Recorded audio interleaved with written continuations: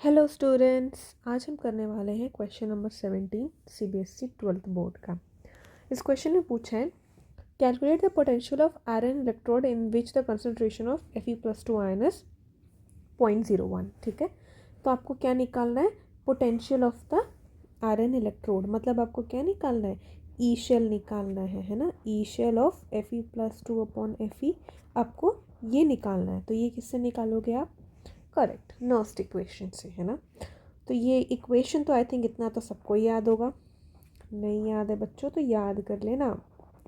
ई cell minus 2.303 into R into T upon N F log reduced form upon क्या होता है? Oxidised form. अब बच्चों को ये डाउट आ रहा होगा कि यहाँ तो मैम क्यू लिखते हैं, के लिखते हैं, है ना, वो भी लिखते हैं, बट आपको क्वेश्चन में क्या निकालना है आप उसके बेस पे लिखते हो, है ना।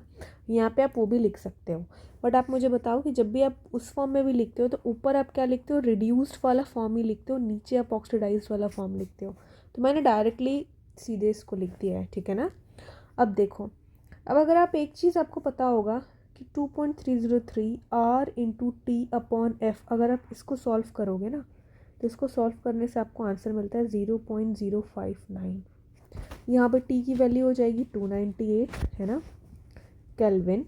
आर क्या है? गैस कांस्टेंट, तो इसकी वैल्यू क्या हो जाएगी? 8.314। And what is F? 96500। तो ये पूरे का आप सॉल्व करते हो तो आपको क्या मिल जाता है? 0.059। ठीक है, अब हम इसको आगे फर्दर सॉल्व कर लेते हैं। E cell is equals to E nought cell की वैल्यू सीधे डाल लेते हैं। तो ई नॉट सेल की वैल्यू क्या दी हुई है हमको? -0.45 -0.059 अपॉन एन की वैल्यू मैं यहाँ पे 2 लिख दूँ। क्यों? क्योंकि यहाँ पे नंबर ऑफ इलेक्ट्रॉन्स कितने एक्सचेंज हो रहे हैं, कितने ऑक्सीडाइज में इन्वॉल्व हो रहे हैं? 2, दैट्स वाई 2। ठीक है, नाउ लॉग रिड्यूस्ड फॉर्म में क्या है यहाँ पे? Fe एंड ऑक्सीडाइज्ड फॉर्म में Fe+2, है ना।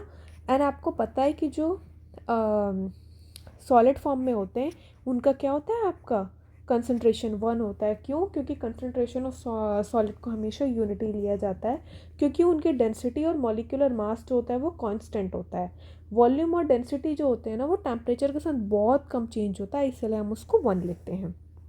ओके, अब हम इसको आगे सॉल्व करते हैं। 0.045 माइनस 0.059 अपॉन 2 लॉग, ये आपको दिया हुआ है 0.01, है ना, जिसको कि आप क्या लिख सकते हो? इसको मैं ये लिख दूँ 10⁻⁻², है ना।